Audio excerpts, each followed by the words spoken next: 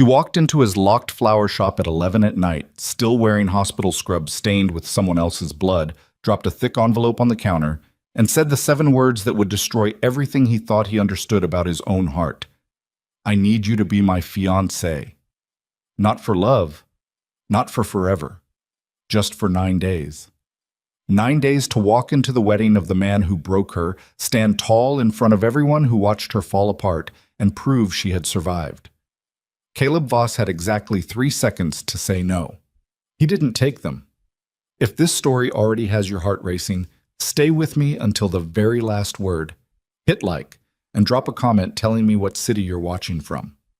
I want to see exactly how far this story travels. Odds. The lock on the front door of Heart and Bloom had a small defect that Caleb had never bothered to fix.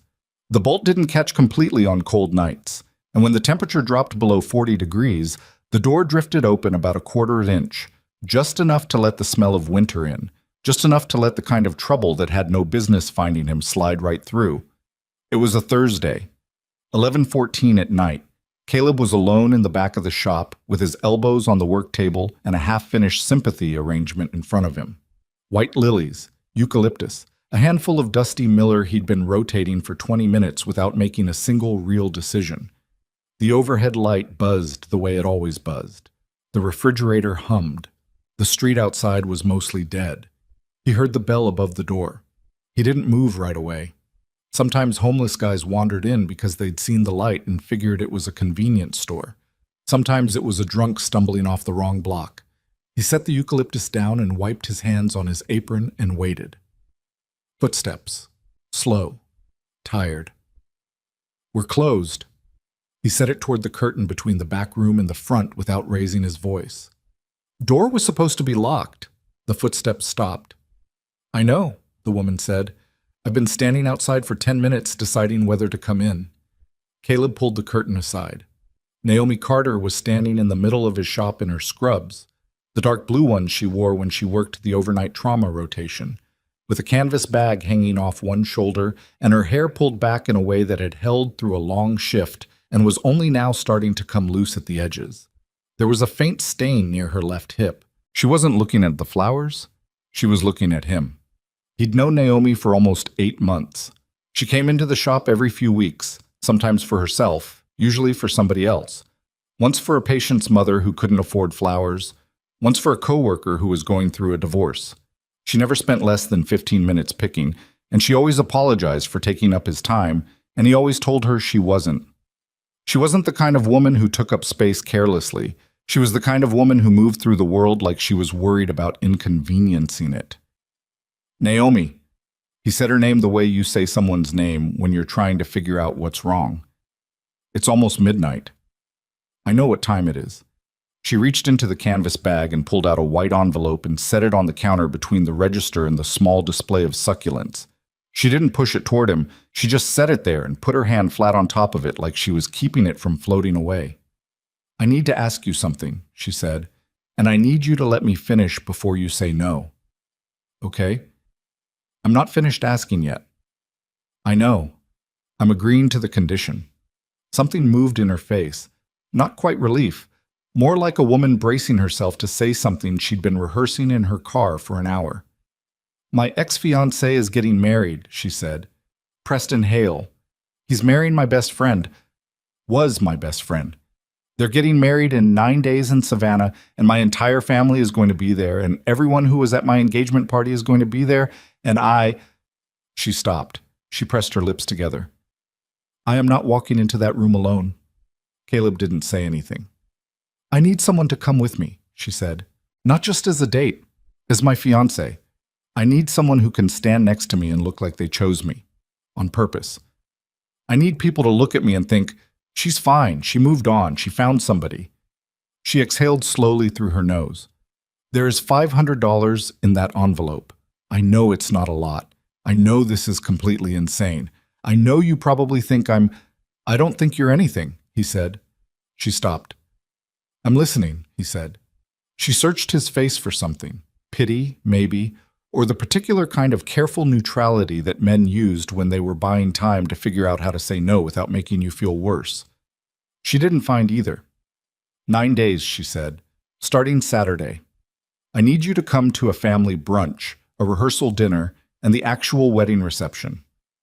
I need you to know enough about me to sound convincing.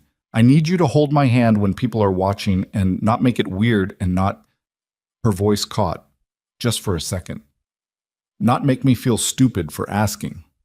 Caleb looked at the envelope on the counter. He looked at her. He'd noticed things about Naomi over 8 months that he'd filed away without meaning to. The way she always checked the water level in cut flowers before she bought them, like she was personally responsible for how long they survived.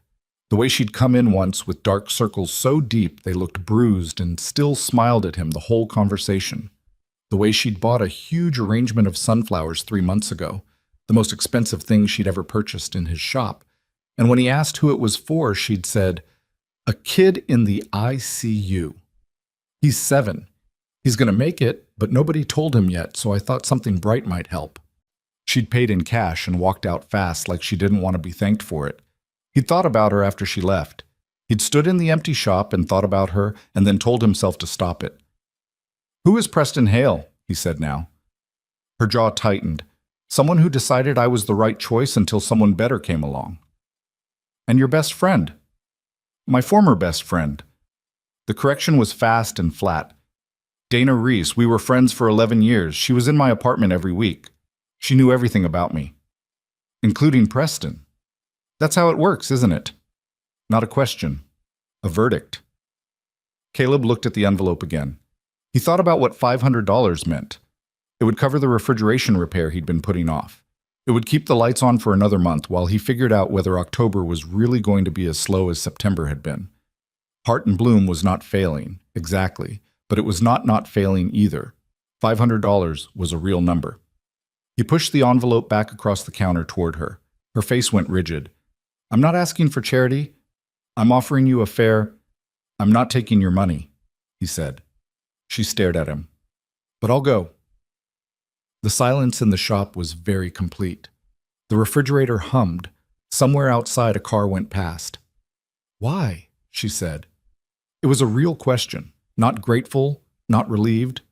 A real question, blunt and careful, from a woman who'd learned to be suspicious of people who offered her things. He thought about how to answer it honestly without making it strange. "Because I've watched you come in here for 8 months and buy flowers for everyone except yourself," he said.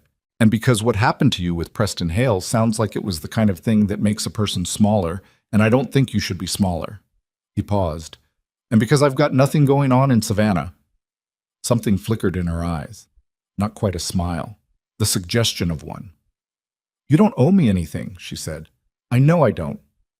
This is going to be complicated. Probably.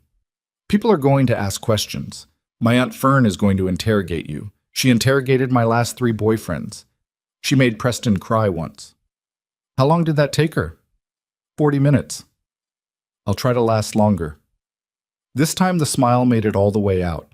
Small, tired, real. It changed her face completely, and Caleb looked at it for exactly 1 second too long before he looked away. "Okay," she said, "but I need you to know something." Her voice shifted. The lightness went out of it. "I don't want your pity. That's not what this is. I'm not a charity case, and I'm not a sad story, and I don't need anyone feeling sorry for me. I just need someone to stand next to me and not treat me like a project." "I don't think you're a project. You don't really know me. I know you check the water levels and cut flowers before you buy them because you feel personally responsible for keeping them alive," he said. "I know you bought sunflowers for a 7-year-old in the ICU because you thought something bright might help. I know you've been in here 3 times in the last month, and every single time you've looked like someone who hasn't slept in 2 days, and you still apologize for taking up my time." He held her gaze. "I think I know you a little." Naomi Carter stood in the middle of his flower shop at 11:20 at night, with an envelope of money she hadn't spent and a request she was still half embarrassed she'd made. And she looked at Caleb Voss with an expression he couldn't quite categorize. Not gratitude, not relief, something more complicated than both of those things combined. "We're going to need a story," she said finally. "Then let's build one." They stayed in the shop until almost 1 in the morning. Caleb locked the real lock on the front door and turned the overhead light down, and they sat at the work table in the back with the half-finished sympathy arrangement between them and a legal pad he used for order notes. He wrote things down. She talked. Sometimes she'd say something and then immediately say, "That sounds stupid," and he'd say, "It doesn't," without looking up from the pad. 8 months. That was their timeline. Long enough to be serious, short enough that people could understand why they'd been private about it. "How did we meet?" she asked. "You came into the shop." "That's too simple." "The simple ones are harder to catch people in," he said. "You came in for flowers. You kept coming back. At some point, I started looking forward to it." She went quiet for a moment. "When did you ask me out?" He tapped the pen on the pad. "About 3 months in. You were trying to pick between 2 arrangements, the white peonies and the lavender freesia, and you kept going back and forth, and I finally just said, 'Pick one and let me take you to dinner so you can tell me who they're for.' And I said yes. You said you'd think about it. You came back 2 days later and said yes." She looked at him. "That actually sounds like something I'd do." "I know." A pause. The refrigerator hummed. "Where did you propose?" she asked. He thought about it. "Here," he said, after closing. "I'd been thinking about it for a while, and I kept looking for the right moment, and one night you came to help me close up. You used to do that sometimes, keep me company, and you were talking about a patient who'd recovered against the odds, and the way you talked about it, the way your whole face changed when you were describing it, I just—" He stopped. Naomi had gone very still. "Sorry," he said. "Too much detail." "No," she said quietly. "Keep going." "I just knew. So I asked." She looked down at the legal pad. He'd written it in shorthand. "Closing, she was talking," I asked. She said yes. But the shorthand didn't contain what had just happened in the room, which was that he'd described something that felt less like a cover story and more like a thing he'd actually thought about. He hadn't meant to do that.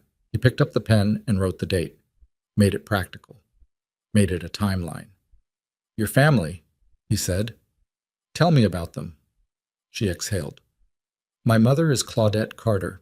She raised me and my brother Marcus after my father left, which she did by working double shifts and never complaining, and also by making sure everyone in the family knew exactly how hard she worked at all times. She said it without malice, just fact. She likes you if you're useful. She tolerates you if you're kind. She has never fully forgiven Preston for what he did to me, which means she wants this. She wants me to be okay. But she's also going to be watching you like a hawk because she doesn't trust anyone with me anymore. And your Aunt Fern. Fern Okafor, my mother's sister. She is 63 years old. She taught high school history for 30 years. She has never once been wrong about a person in her life. And she will absolutely try to catch you in a lie." She paused. "She once told Preston he had the handshake of a man who canceled reservations." "Did he?" "He absolutely did." Caleb wrote Aunt Fern, "Do not lie, do not perform, be direct." He underlined it. They built the story piece by piece. First date, first real argument. The way Naomi took her coffee, which was with oat milk and no sugar, and she felt mild embarrassment about it. The way Caleb cooked, which was functional and without ambition. The things they disagreed about. She kept her apartment too cold, he forgot to charge his phone. The things they'd figured out. She told him when she needed quiet, he didn't push her to explain it. It was almost 1 a.m. when Naomi looked up from the pad and said, "This is a lot to remember." "You don't have to remember all of it, just the shape of it." "The shape." "People don't actually quiz you on details when they're convinced," he said. "They quiz you when something feels off. So as long as the feeling is right, the details don't matter as much as you think." She studied him. "You're better at this than I expected. I sold flowers for a living before I opened this place. My whole job was figuring out what people actually wanted when they came in asking for something else." Something shifted in her expression, like she was revising something. "Can I ask you something?" she said. "Go ahead." "Why did you really walk away from your corporate job?" He looked at her. "What makes you think there's a really in that?" "Because you said you wanted a life that mattered, and that's a very clean answer. And clean answers are usually the ones people practiced." He was quiet for a moment. I was good at the job, he said. Very good. And I looked up one day and realized that being very good at something that doesn't matter to you is the loneliest feeling in the world. He picked up the pen. Your turn. Why did you stay with Preston as long as you did? The question landed hard. He saw it in the way her shoulders shifted. Because I thought if I was good enough for long enough, she said, eventually he'd stop making me feel like I was lucky he stayed. Silence. He didn't deserve you, Caleb said. People say that. Her voice was flat, not dismissive, just worn down by the phrase. I'm not saying it to make you feel better, he said. I'm saying it because it's true. And because I think you know it's true.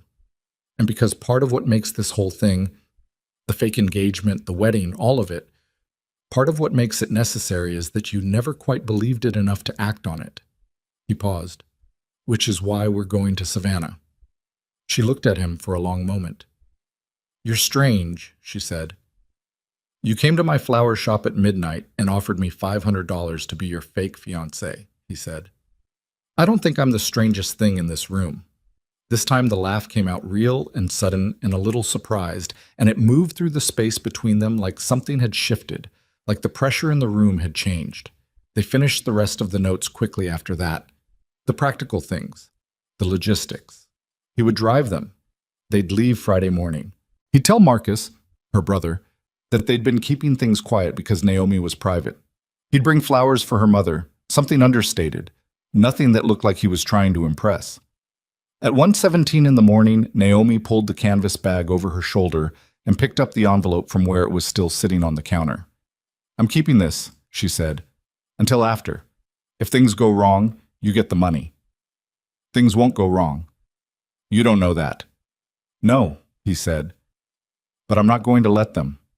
She looked at him again with that look he couldn't categorize, the one that wasn't gratitude and wasn't relief, and then she walked to the front door and he unlocked it properly this time, making sure the bolt caught. She stepped out into the cold night air. He watched her walk to her car, a sensible gray sedan parked half a block down. She didn't look back. He didn't expect her to. He went back inside and stood at the work table for a long time without doing anything. The legal pad was in front of him with the whole fake timeline written in his handwriting. 8 months. Closing time. She said yes 2 days later. He read it twice. Then he turned off the light and went to lock up. And it wasn't until he was standing outside in the cold that he realized something had happened tonight that he didn't quite have a word for yet. Something had started. Not the arrangement, not the cover story. Something else, quieter and more inconvenient, that had been building longer than 9 days and had nothing to do with anybody's ex-fiancé or wedding reception in Savannah. He pushed the thought down. He drove home. He didn't sleep well. Saturday morning came faster than either of them was ready for. And when Caleb pulled his truck up in front of Naomi's apartment building and she came through the lobby door in a gray dress with a small suitcase and her hair down for the first time he'd ever seen it, he understood with complete clarity that the next 9 days were going to cost him something he hadn't budgeted for. He just didn't know yet whether the price would be too high to pay, or whether, by the time he found out, it would already be too late to walk away. The truck smelled like eucalyptus and motor oil, and for the first 40 minutes of the drive, neither of them said much. Naomi sat with her suitcase between her feet, even though there was plenty of room in the back, like she wasn't ready to commit to being comfortable. She had a coffee in a travel mug that she held with both hands and stared out the passenger window at the highway, unreeling south toward Georgia, and Caleb drove the way he always drove, both hands, steady speed, no radio until someone asked for it. Nobody asked for it. The silence wasn't bad. That was the first thing he noticed. It wasn't the silence of two people who had nothing to say, or the silence of two people performing ease they didn't feel. It was something more like the silence of two people who were both thinking hard about the same problem and had silently agreed to think separately before they tried thinking together. At the 45-minute mark, Naomi said, "My mother is going to hug you." "Okay." "She's a strong hugger. Don't pull back first." "I won't." "And don't compliment her house right away. She redid the kitchen last year and she's waiting for people to notice it without being told." Caleb glanced at her. "Notice the kitchen. Got it." "And if Marcus asks you about sports, what does Marcus follow?" College football, Georgia. He's obsessive about it. I can talk Georgia football. She looked at him sideways. Can you actually, or are you saying that? I can actually. She turned back to the window, took a sip of coffee. Okay. Another mile of highway. Are you nervous? He asked. No. Naomi. I said no. Your knuckles are white on that mug. She looked down at her hands and then deliberately loosened her grip. I'm not nervous about you, she said. I'm nervous about Preston. The name sat in the cab of the truck like something with weight. Tell me about him, Caleb said. The real version. Not the version you'd tell someone who is going to feel sorry for you. She was quiet for a moment. Then, Preston Hale is the kind of man who makes you feel chosen when he's paying attention to you. He's good looking, and he knows how to be charming, and he remembers things about you. Your favorite restaurant, your mother's birthday, the name of your first dog. And for a long time I thought that meant he loved me. She paused, but he remembered those things the way someone keeps a useful file. Not because he cared, because knowing them made him better at being the person you wanted him to be. And when did you figure that out? When I found out about Dana. Her voice didn't break. It just went flat in the particular way of someone who'd already done all the breaking privately. I didn't find out because he told me. I found out because Dana told me. She came to my apartment and sat across from me at my own kitchen table and told me that she and Preston had been together for 4 months and that she was in love with him and that she was sorry but she couldn't keep lying to me. She exhaled. She cried the whole time, like I was supposed to comfort her. Did you? A beat of silence. I made her leave, Naomi said, and then I sat on my kitchen floor for a while, and then I went to work because I had a shift in 6 hours, and I wasn't going to call in sick over Preston Hale. Caleb didn't say anything for a moment. He watched the road. How long ago? 14 months. And they're already getting married. Apparently when you know, you know. The flatness in her voice had a razor in it. He let the mile markers pass. 1, 2, 3. What does he look like? Caleb asked. Why does that matter? Because I'm going to be standing next to him and I'd like to not look surprised. She considered this. Tall, blonde, the kind of face that photographs well. He looks like someone's idea of a successful man. She turned to look at Caleb directly for the first time since they'd gotten in the truck. He's also very good at reading rooms. He's going to read you the second you walk in. Let him. You don't understand. He's going to try to find the seam, the place where the story doesn't hold. Then we don't give him a seam. She kept looking at him. You're very calm about this. One of us should be. Something moved in her expression. Not quite a smile, not quite relief. And she turned back to the window and didn't say anything else for a while. But she'd loosened her grip on the coffee mug, and she didn't pick it back up tight again. They arrived in Savannah at noon. The city was warm for October, the kind of warm that felt borrowed from summer, and the streets near Claudette Carter's house were lined with old trees that had dropped enough leaves to make the sidewalks soft. Caleb parked on the street. Naomi sat in the passenger seat for a moment after he cut the engine, not moving. Ready? He said. No. She opened the door. Let's go.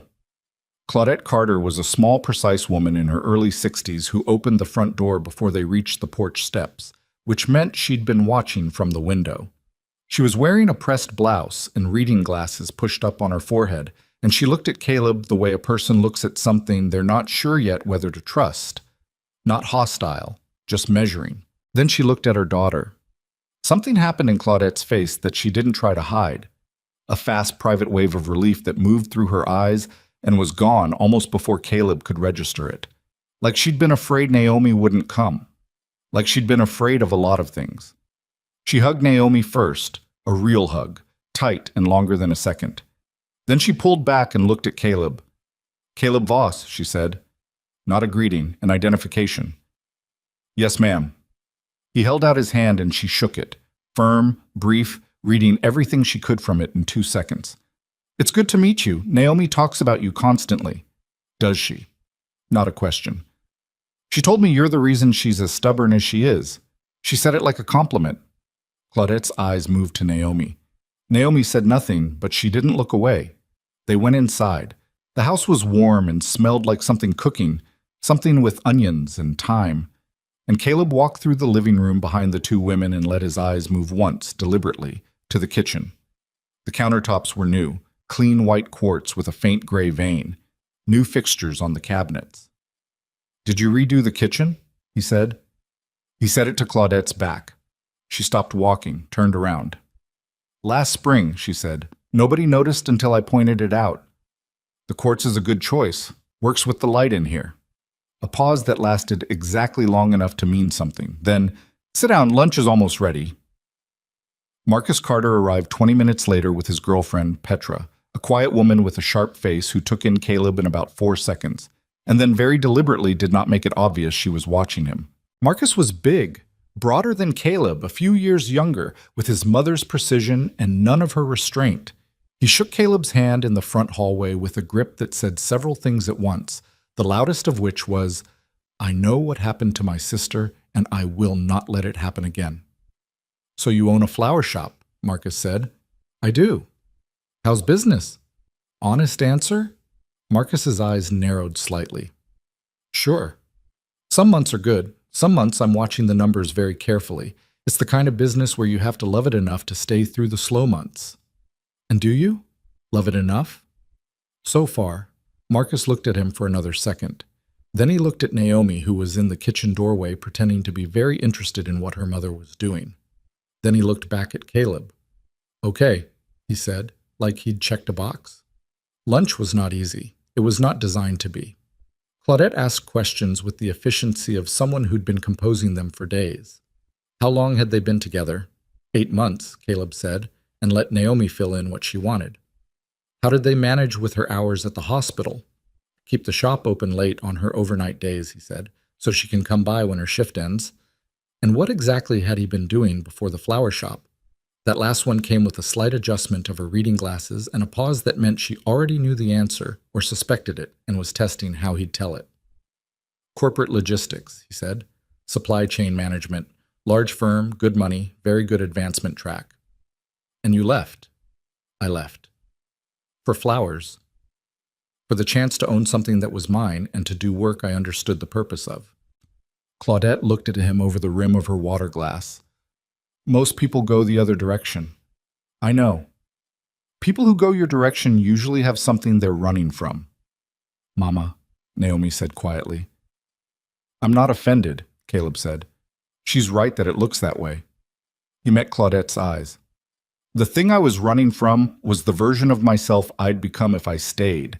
That's not the same as having something to hide. Silence at the table. Marcus was looking at his plate. Petra was looking at the wall. Claudette held Caleb's gaze for a moment, reading the room the same way Naomi had warned she would. Then she picked up her fork. Eat, she said. The food's getting cold. Naomi exhaled so quietly, only Caleb could hear it. It was Aunt Fern who changed the temperature of the afternoon. She arrived at 2 o'clock. She had not been at lunch. She'd driven up from Brunswick and hit traffic, and she did not ring the bell. She had a key. She walked into the house with a canvas tote bag and a silk blouse, and the particular energy of a woman who had been forming opinions about things since before some of the people in the room were born. She was 63 with natural gray hair and the kind of posture that came from decades of standing in front of teenagers who would absolutely look for any weakness. She stopped in the living room doorway. She looked at Caleb. He stood up. That was the first thing that registered on her face, that he'd stood automatically, without being prompted, without making a show of it. Fern Okafor, she said. Caleb Voss. I know who you are. She set the canvas bag down and looked at him the way she probably looked at a primary source document she wasn't sure was authentic. Sit down. He sat. She remained standing another moment, which was deliberate, and then she took the armchair across from the sofa where he and Naomi were sitting, close. The coffee table between them was not much of a buffer. How long? She said. 8 months. Who said that to who first? He held her gaze. I did. About 3 months in. She was trying to decide between 2 arrangements in the shop, and I told her to pick one and let me take her to dinner so she could tell me who they were for. And she said yes. She said she'd think about it. She came back 2 days later. Fern looked at Naomi. Is that true? That's true, Naomi said. Why didn't you tell anyone about him? Naomi was quiet for a beat too long. Caleb answered before the pause could grow into something worse. That was my doing, mostly, he said. After my last relationship ended badly, I wasn't in a rush to introduce anyone to anyone until I was sure. Naomi respected that. Fern's eyes moved back to him. What happened with your last relationship? She decided she wanted something I couldn't give her. Which was? Someone who was going somewhere. He said it without self-pity, just fact. Corporate, good income, certain kind of life. When I walked away from that, she walked away from me, which was fair. She knew what she wanted. I just wasn't it anymore. Something shifted in Fern's face, barely. The slight recalibration of a woman who'd gotten an answer she hadn't expected and was deciding what to do with it. What do you see when you look at my niece? She said. The room was very quiet. Naomi made a small sound that was almost a protest, and Caleb put his hand on her knee, light but deliberate, and she went still. He took his time answering, not because he was searching for the right performance, because he was searching for the words that were actually true. A woman who works impossible hours and never complains about it, he said. Someone who takes care of other people so consistently that she sometimes forgets to ask whether anyone is taking care of her. Someone who is harder on herself than she would ever be on another person. He paused. And someone who is sitting in this room right now waiting for me to say something wrong because she's been taught to wait for that. Fern was very still. And you're not going to say something wrong, Fern said. It was almost a question. I'm going to say plenty of wrong things, he said. I'm not perfect. She'll tell you that. But not about this. A long pause. Fern looked at Naomi. Naomi was looking at Caleb with an expression he hadn't seen on her before. Something open and unguarded and a little frightened, like she'd been standing behind a door and someone had opened it from the other side without warning. Fine, Fern said. She picked up the cup of tea Marcus had appeared with. You can stay. The afternoon moved. People migrated in and out of rooms. Caleb helped Marcus carry a folding table in from the garage. He talked Georgia football for 20 minutes and held his own well enough that Marcus laughed twice and called him an idiot once, which seemed to be a sign of acceptance. Petra, who had barely spoken all lunch, found him in the kitchen getting water and said very quietly, For what it's worth, you're the first person she's brought home that her mother didn't make cry before dinner. She went back to the living room before he could respond. It was almost 5 when Naomi found him on the back porch. The sun was dropping and the backyard had gone gold and cool. She came out with 2 glasses of sweet tea and handed him one and stood beside him at the railing without touching him. That wasn't terrible, she said. Your aunt is terrifying. I told you. She's good, though. She actually listens to what you say instead of what she expects to hear. Naomi wrapped both hands around her glass. You told her things you never told me. He glanced at her. Which things? About your ex, about leaving the job. He looked back at the yard. You didn't ask. I'm asking now. He was quiet for a moment. Her name was Rachel. We were together for 2 years. She was smart, and she knew exactly what she wanted, and I thought for a long time that I wanted the same things because wanting them seemed like the rational choice. He took a sip of the tea. When I told her I was leaving the firm, she looked at me like I just told her I was planning to throw everything away, which is what she thought I was doing. He paused. Maybe she was right. I don't know. The shop still might not make it. Some months I'm not sure it will. Naomi turned to look at him. Do you regret it? Not once. Even if the shop fails. Even then. She held that for a moment. That's either very brave or very stupid. Probably both. The sun dropped another degree. Somewhere inside the house, Marcus said something that made Claudette laugh. A short, real laugh, the kind people made when they weren't expecting to. Caleb? Naomi's voice had changed slightly. Yeah. Preston is going to be at the rehearsal dinner tomorrow night. He didn't react visibly. I figured. He's going to look at you the way he looks at everything he thinks he can beat. She turned back to the yard. And he might try to talk to you privately. He does that.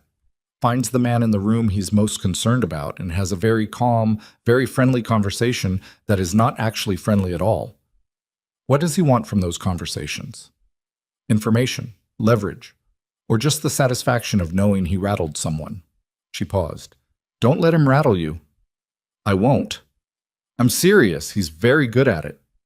Naomi. He waited until she looked at him.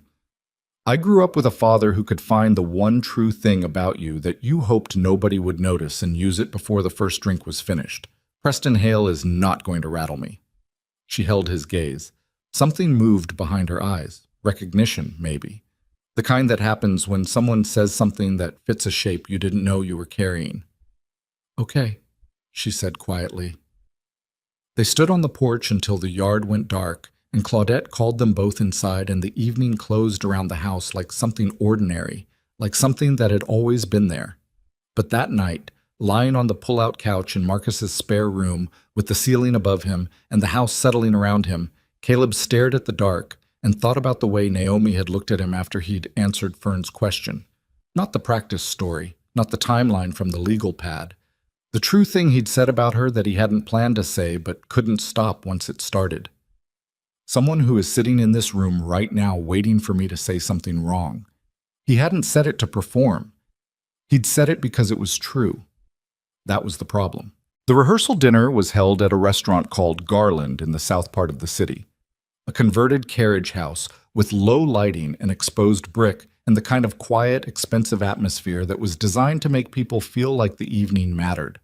Naomi wore a burgundy dress that she'd clearly put effort into, and just as clearly didn't want anyone to comment on, because when Caleb opened the truck door for her and she stepped out and he said, "You look good," she said, "Don't," and he said, "Okay," and that was the end of that. They walked in together. She took his arm at the entrance, not dramatically, just a light grip above the elbow, and he felt it, the slight tension in her fingers, the controlled breath, and he put his free hand briefly over hers. Not a performance, just a steadying. The room was half full, people in good clothes with champagne and the loud, easy warmth of people who were there for someone else's happiness. Naomi's face went carefully, professionally neutral the second they crossed the threshold. The face she probably wore in difficult rooms at the hospital where you couldn't afford to let anything show. Caleb saw Preston Hale before Preston saw them. He was standing near the bar, taller than Caleb had imagined, and somehow both more and less than the picture in his head. Better looking in person, yes, but with a quality that was hard to name precisely. Something in the set of his shoulders, the way he stood in a room like the room had been organized with him in mind. Preston turned. His eyes found Naomi first. Something crossed his face, complicated and fast, gone almost before it arrived. Then his eyes moved to Caleb and stayed there, and he smiled, and the smile was excellent. He started walking toward them. "Here we go," Naomi said, barely audible. Through teeth she wasn't quite clenching. "Easy," Caleb said. Preston Hale arrived in front of them with his hand already extended, and his whole bearing arranged into something warm and gracious and completely impenetrable. "Naomi," he said, "I'm really glad you came." "Preston." Her voice was flat and even. She did not hug him. She did not give him anything extra. He turned to Caleb. "Preston Hale." "Caleb Voss." He shook the hand. The grip was exactly what it should be, which meant Preston had practiced the same way Caleb had. They held the handshake a beat longer than necessary, not aggressively, just long enough that both of them registered the other registering it. "Naomi's told me great things," Preston said. He hadn't. He had no idea what Naomi had said, but the line was designed to establish that they talked, that he was still part of her orbit. "That's kind of her," Caleb said. "Flower shop, right? In Chicago." "That's right." Interesting pivot from logistics. His eyes were very steady and very pleasant. "I've got a buddy who made a similar jump, consulting to brew pubs. He says it's incredibly fulfilling and incredibly humbling at the same time." That's a fair description. "How long have you two been—" "8 months, Naomi said, which cut the question off cleanly. She took a half step forward that nudged Preston back a fraction. Not aggressive, just a boundary stated physically. "We should go find your mother and say hello, Preston. Congratulations on everything. He smiled. Of course. We'll catch up later. They moved away into the room. Naomi's grip on Caleb's arm hadn't loosened. He already knows, she said quietly. He suspects, Caleb said. That's different. How can you tell? Because he was testing the seams. He wasn't sure yet. He steered her gently toward the far side of the room. He's going to find me alone later tonight and push harder. And I'll handle it. She looked at him sharply. Caleb, Naomi. He said it quietly but firmly. I told you I'd handle it. I will. She held his gaze for a moment. Then she looked away, and the line of her jaw was very tight, and he understood that the problem wasn't whether she trusted him to handle Preston. The problem was that she'd spent so long handling things alone that letting someone else handle something felt like standing on the edge of a cliff and being asked to lean forward. The dinner moved through its courses. Speeches were made. Dana appeared, petite, dark-haired, with the particular beauty of a woman who'd learned to weaponize softness. And when she spotted Naomi across the room, her face did something complicated, and she looked away first. Naomi watched the whole thing with absolute stillness and said nothing. It was after the main course, when the room had loosened with wine and conversation, that Preston materialized at Caleb's elbow. Naomi was across the room with Fern. Caleb had not moved away from her on purpose. He'd been separated by the movement of the room, and he'd been waiting for it. Walk with me a second, Preston said pleasantly. Sure. They moved to a quieter corner near the edge of the room, away from the main tables. Preston had a glass of whiskey, and he looked at it for a moment before he looked at Caleb. She seems well, he said. She is. I'm glad. I want that for her. He said it with what appeared to be total sincerity. Whatever she told you about how things ended, I want you to know it was complicated. There's always more to a story than one side of it. I'm sure. Preston tilted his head slightly. You're not curious. No. Most men would be. If your fiancé had a significant ex, you'd want to know the shape of it. I know enough. Do you? Preston took a sip of his whiskey. How long did you say you've known her? 8 months? And before that? You'd seen her in the shop, sure, but she never mentioned anyone to you? Never told you about the engagement? Something very still moved behind Caleb's eyes. He didn't react to it outwardly. She mentioned she'd been hurt. She didn't detail it. Preston swirled the glass. See, here's the thing that's been nagging at me, Caleb. Naomi and I were together for 2.5 years. I know her very well. And the Naomi standing in this room tonight is doing something I've never actually seen her do before. He paused. She's performing. Caleb looked at him. Not badly, Preston said. Actually quite well. You're good together. The body language is natural. The touch points are right. He smiled. But I've seen Naomi in love, and this isn't quite what that looks like. This is what it looks like when she's holding something back. Maybe she's holding back because her ex-fiancé and her former best friend are in the same room. Maybe. Preston's eyes didn't move. Or maybe the two of you had a conversation about what this weekend needed to look like before you drove down, and she's been running that conversation in her head all evening. He took another sip. I just want you to know, whatever this is, when it comes out, and it will come out, the person who gets hurt isn't me. I'm getting married tomorrow. I have nothing to lose. The room noise moved around them. Someone laughed. Glass clinked. Preston, Caleb said. His voice was even and low and completely unhurried. You're right that you have nothing to lose. But let me be clear about something.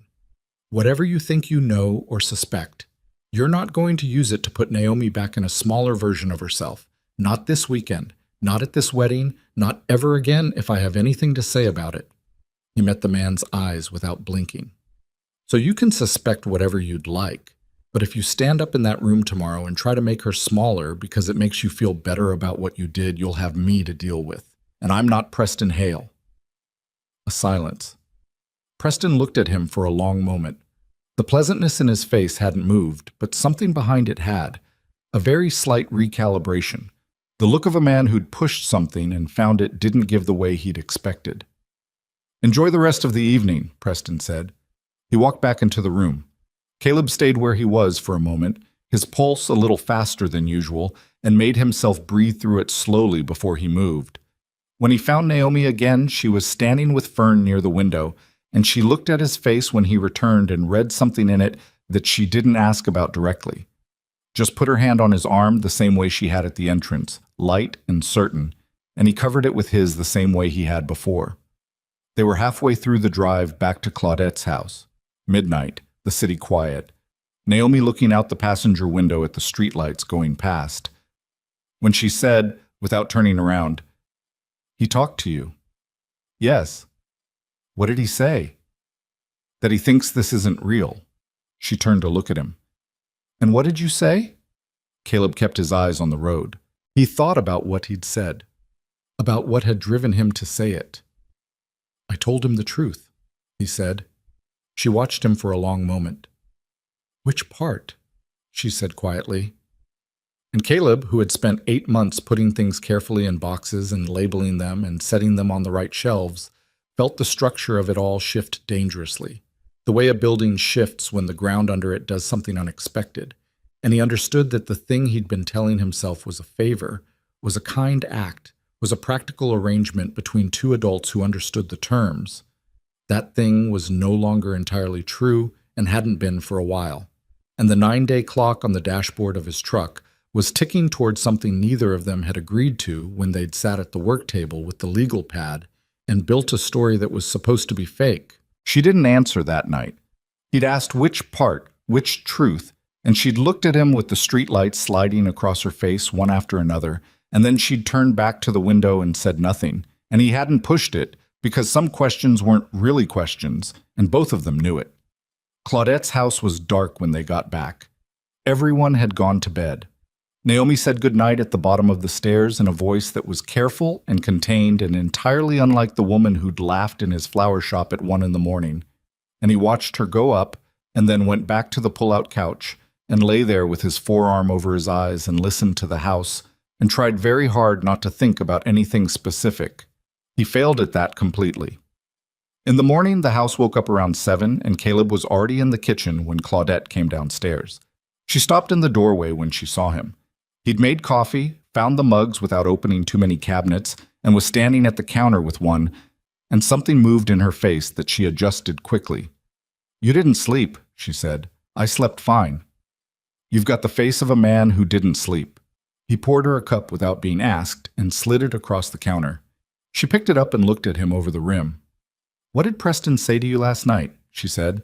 He looked at her steadily. "That he thinks Naomi is performing."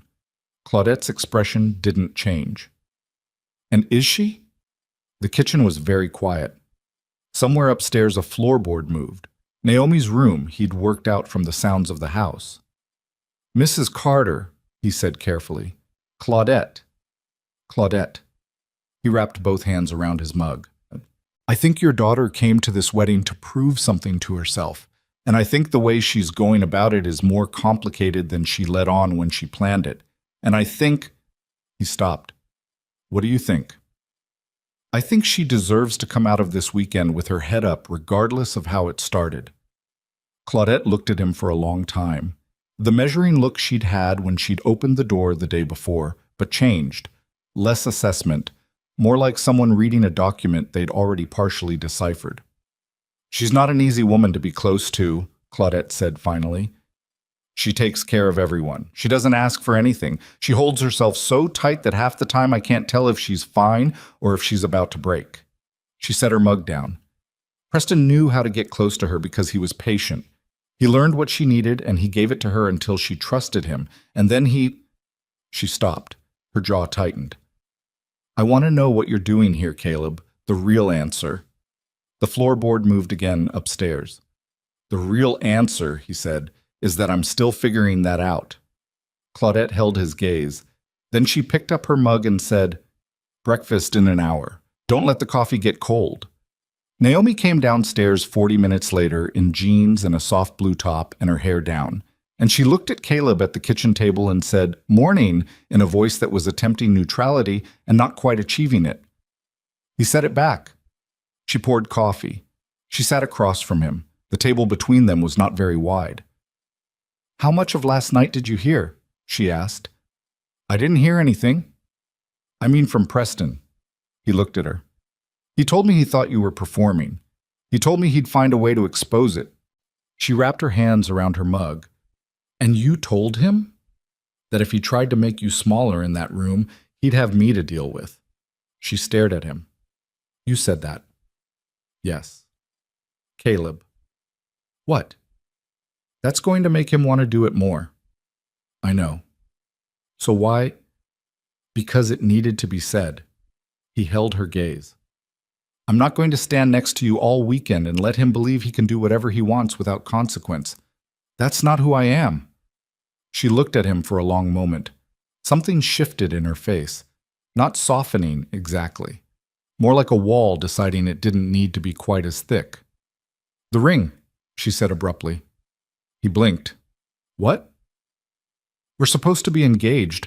I don't have a ring. Nobody said anything about it yesterday, but someone will today, at the wedding." She said it like she was solving a logistics problem, clipped and practical, but her fingers were tight on the mug. "It's a detail we missed."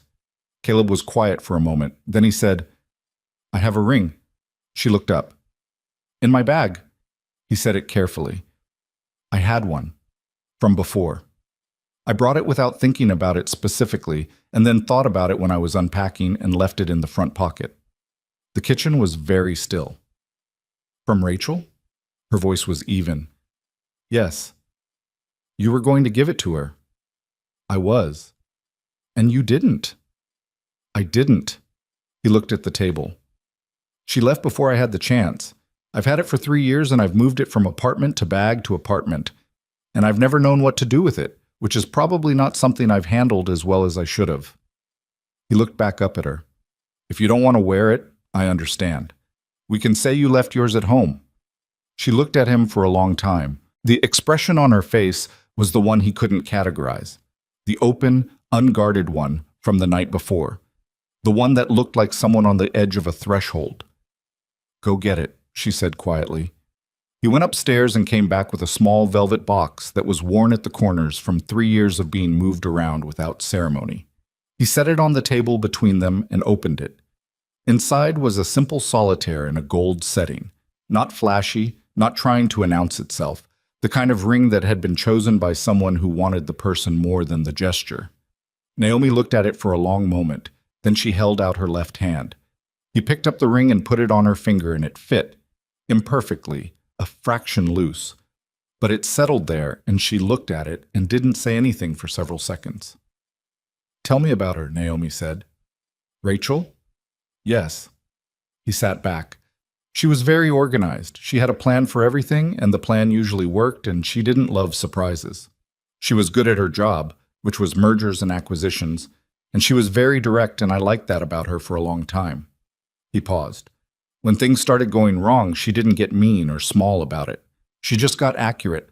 She told me exactly what wasn't working and why, and most of it was true, and some of it was harder to hear than the rest. What was the hardest part? That I'd spent 2 years being exactly what she needed and not once stopped to figure out if it was what I wanted. Naomi looked at the ring on her hand. "That sounds familiar?" she said. "I figured it might." She looked up at him, and for a moment the kitchen, the coffee, the whole architecture of the arrangement they'd built on a legal pad in a back room in Chicago, all of it seemed very thin and insufficient against whatever was in the room with them right now, which was neither fake nor fully named and was becoming more difficult to pretend wasn't there. Then Marcus's voice came down the stairs, asking if anyone had seen his charger, and the moment broke, and Naomi looked back at her coffee, and Caleb picked up his mug. The afternoon before the wedding was long and shapeless. The wedding itself wasn't until 6. Naomi spent most of it at her mother's side, helping with things that didn't need helping with, which was something people did when they were burning off energy they couldn't afford to feel directly. Caleb sat on the back porch with Marcus for a while, and then took a long walk around the neighborhood, and then came back and helped Claudette carry chairs in from the garage for no particular reason. At 4 o'clock, Fern found him. She came out to the back porch where he'd gone to drink water and look at the yard, and she sat in the chair beside him without preamble. "She showed me the ring," Fern said. "Okay. Gold solitaire." Not flashy. Practical. She looked at the yard. That's a ring someone chose very carefully. It is. It's also a ring that hasn't been on anyone's hand in a while. The setting has a slight tarnish on the inside of the band. Caleb looked at her. I taught history for 30 years, Fern said. I learned to read physical objects. She paused. That ring belonged to someone before Naomi. He didn't confirm or deny it. He held her gaze. What are you doing with my niece? She said. The warmth from the night before was still there, but beneath it now was something harder. The woman who'd made Preston cry in 40 minutes. Right now I'm sitting on her mother's porch, he said. Don't be clever. I'm not being clever. I'm telling you I don't have a clean answer for you because I don't have a clean answer for myself. Fern was quiet for a moment. She told me about the arrangement, she said. He went very still. Last night, Fern said, after you both got back. She came to my room and sat on the edge of the bed and told me the whole thing, the $500, the legal pad, the cover story. She turned to look at him fully. She told me she was going to call it off, tell me it was fake and go home. What changed her mind? She said she couldn't figure out what to call what was happening instead. The yard was very quiet. A bird moved somewhere in the trees at the back fence. I'm not going to expose you, Fern said. What happens between the two of you is between the two of you, but I want you to understand something. She leaned forward slightly. That girl has rebuilt herself from the ground up in the last 14 months. She did it alone, and she did it without complaint, and she is much stronger than she lets anyone see, including herself. If you're in that room tonight standing beside her and it is not real, if it is still only an arrangement, then you need to end it tonight. Because whatever she feels, she will not recover quickly from someone else treating her like a practical solution to a temporary problem. He looked at Fern for a long time. It stopped being an arrangement a while ago, he said. I'm still working out what it is instead. Fern held his gaze. Then she sat back. Then work faster, she said. You've got about 4 hours. The wedding reception was at the Drayton Hotel. High ceilings, chandeliers, round tables with white linens and low flower arrangements that Caleb registered professionally as over-designed. 220 people, easily. The kind of event that had been planned for a year and showed it. They arrived together at 6:45. Naomi had her hair up and wore a deep green dress that she'd clearly bought specifically for this evening, and she had Rachel's ring on her left hand and held herself like someone who had made a private decision about how tonight was going to go. Caleb wore his good suit, the only one he owned, charcoal gray, and had found a tie somewhere in his bag that didn't embarrass him. She took his arm at the entrance the way she had at the rehearsal dinner, but tighter this time, more decided. How are you feeling? He said quietly as they walked through the lobby. Like myself, she said, which is the best I can do. That's enough. I know. They moved into the reception hall. The ceremony had already concluded. They'd arrived for the reception only, as planned. Dana and Preston were at the far end of the room in a receiving line, and Naomi tracked them with her eyes for 1 second and then deliberately looked away and focused on the table assignments near the entrance. They were seated at table 9. Family adjacent, but not family. Close enough to matter, far enough to be deniable. Someone had thought about this. The evening's first hour was navigable. They sat with 2 couples Naomi knew from college, and a woman named Gail, who was Preston's cousin, and who talked exclusively about property values in Savannah and didn't ask anything personal. Caleb ate the overcooked salmon and talked enough and touched Naomi's hand twice. Once when Gail mentioned how wonderful the couple was. Once when Dana's toast began playing on the speakers because someone had pre-recorded it, which meant Dana's voice was in the room before her body was. Naomi's hand had gone to the table surface, flat, fingers spread, when the voice started. Caleb covered it with his. She didn't move for 10 seconds and then turned her hand over and held his properly, her grip firm and certain, and he held back. The toast ended. The room applauded. Naomi released a breath. Okay, he said. Fine. She picked up her water glass. I'm fine. She wasn't fine, but she was managing it, which was not the same thing and was also, for tonight, enough. It was during the third course that Preston came to their table. He didn't bring Dana. He came alone, which was notable, and he came with a particular quality of focused calm that Caleb recognized from the night before, the man in the room mode, the one where he'd assessed the situation and decided on a course of action and was now executing it with the pleasant surface intact and something much colder underneath. He crouched beside Naomi's chair, eye level, personal. "Can I steal you for 2 minutes?" he said. "There's someone from the hospital board here, Bob Kessler. He's on the fundraising committee. He asked specifically about you. I told him you were here and he wanted to say hello." Naomi looked at him with the steady flatness she'd been carrying all evening. "I'll find him later. He's leaving early. It'd take 2 minutes. Preston." Her voice was completely even. "I'm having dinner. A beat." Preston smiled and straightened and looked at Caleb. "Of course. Sorry to interrupt." He put his hand briefly on the back of Naomi's chair. Not on her, just on the chair, but the implication of it was precise and deliberate and aimed. "Enjoy the evening." He walked away. Caleb watched him go. Then he watched where he went. Preston moved to a table near the far wall and sat, and 3 minutes later he had his phone out and was typing something. Caleb picked up his water glass. Drank. He didn't know what was coming. He knew something was. It came at 9:47. He knew the exact time because he'd looked at his watch 60 seconds before it happened for no reason he could explain except that some part of him had been tracking the evening's architecture and knew they were approaching something. Preston stood up from his seat at the head table and tapped his glass. The room quieted. "I know the formal speeches are over," Preston said, warm and easy, the practiced public voice of a man comfortable in rooms. "But I want to take a minute to say something personal, if you'll allow me." People smiled. Of course they would allow him. It was his wedding.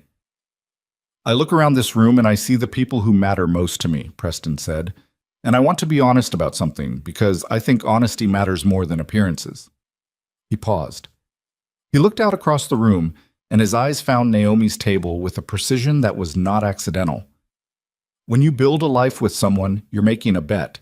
You're saying, "I choose this person, not because the story looks good, but because it's real."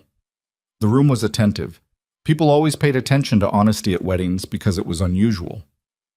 "Some of you know," Preston continued, "that before Dana, I was with someone else. Someone in this room, actually." His eyes moved over the tables with a casualness that was entirely constructed. "And I want to say, publicly, that I hope she's found real happiness. Not a performance of it. Real happiness." A small pause. "That's all any of us deserve." He raised his glass. The room raised their glasses. The silence that followed was the kind that carried weight.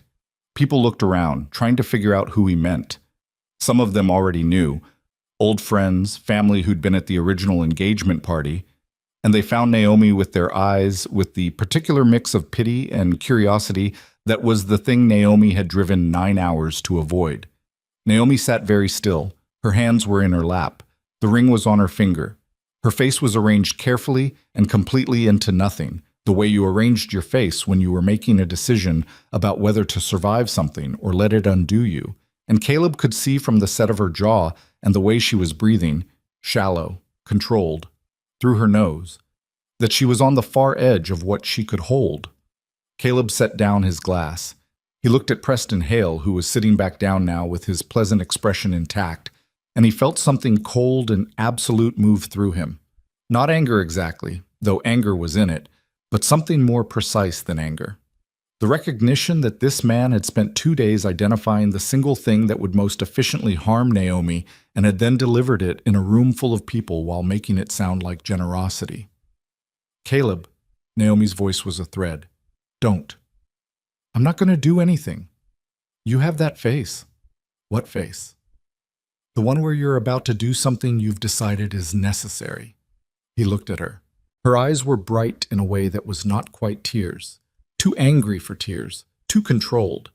And she was looking at him with an expression he'd never seen on her face before, which was the expression of someone who was asking to be let off the hook. "Please don't make this worse. Please don't make me more visible. Please let me disappear into this moment until it passes. He understood the expression. He also understood that every time she'd made that face in her life, someone had let her disappear, and she had gotten a little smaller each time. He pushed back his chair. Caleb. He stood up. The room was still in the slight buzz of post-toast conversation, glasses being set down, murmurs moving between tables.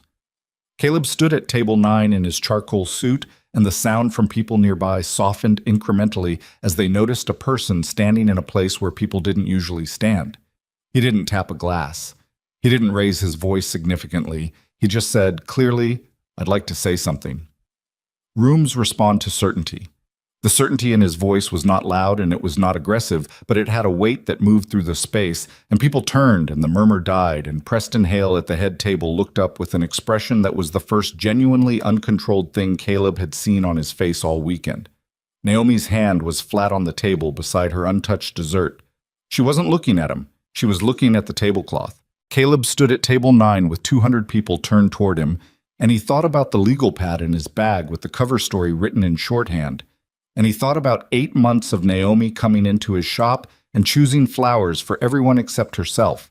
And he thought about a woman sitting on the kitchen floor after her best friend sat across from her own table and ended everything, going to work 6 hours later because she wasn't going to call in sick over Preston Hale. He thought about the ring on her finger. He thought about the question she hadn't answered in the truck. Which part? "Most of you don't know me," he said. The room was quiet enough that he didn't need to project. "My name is Caleb Voss. I'm here with Naomi Carter, who some of you know." He paused. "I want to be honest about something, since honesty seems to be the theme of the evening." Preston was very still at the head table. "Naomi and I came here as her fiancé and her fake engagement," Caleb said. "That was the arrangement. She needed someone to stand beside her, and I agreed to do it. And we built a cover story on a legal pad in the back of my flower shop, and I drove us 9 hours to Savannah on that basis." The room was completely silent. Naomi looked up from the tablecloth. Her eyes found his face. He looked back at her. "That part is true," he said. "And I'm telling you that because what comes next is also true. And I don't want anyone in this room, including Naomi, to have any reason to doubt it." He let the silence hold for 1 second. What started as an arrangement stopped being one somewhere between Chicago and Savannah. And I wasn't honest about that when it happened because I wasn't sure what to do with it. And not being honest about things is a habit I've been trying to break. His voice was level and unhurried and entirely without performance. What is true right now, in this room, is that I am not standing beside Naomi Carter because she paid me or asked me or needed someone to fill a space. I'm standing here because she is— He paused. Not for effect, because he was choosing the words carefully. She is the most honestly good person I have encountered in a very long time, and I am not going to stand in a room and watch someone use a microphone and a glass of champagne to suggest that the happiness beside her is counterfeit. It isn't. The silence in the room was complete and dense and had a different quality than the silence before. Naomi was looking at him with her face entirely open, the door from the other side expression. But more than that now, something rawer and more unguarded. The face of a woman who had built walls for 14 months and had just watched someone walk through them, carrying nothing, offering nothing except the truth. Her eyes were very bright. Preston Hale at the head table had the look of a man whose calculation had returned a result he had not anticipated. Dana beside him was looking at her hands. Caleb sat back down. The room held its silence for another 3 seconds. Then someone, he never found out who, started to applaud, and it spread, and then it was the whole room, and Caleb sat in his chair at table 9 and looked at Naomi, and she looked at him. "You just told 200 people," she said, her voice barely above a whisper. "I know, that it was fake, yes, and then told them it wasn't, yes." She looked at him. Her jaw was working. "You are the strangest man I have ever met." "You said that before." "I meant it more this time." He looked back at her. "Are you angry?" She held his gaze for a long moment. "No," she said, but there was something in her voice when she said it, something that was not anger and not relief. and was considerably more frightening than either. And across the room, Preston Hale set down his champagne glass with the careful deliberateness of a man who understood he had lost something he hadn't known he still wanted, and the evening moved around all of them like water moves around something fixed, and Naomi Carter sat with a ring on her finger that had belonged to someone else, and looked at the man across the table from her and understood, with the clarity of a person who'd spent 14 months learning to tell the truth, that the 9 days were almost over, and she had absolutely no idea what happened next, which was the most terrifying and most alive she had felt in longer than she could remember. The applause died, and the room found its footing again, the way rooms do after something unexpected. People picking up forks, resuming conversations with the slightly heightened energy of those who had witnessed something they would describe differently, depending on who they were telling it to. Waitstaff appeared with dessert.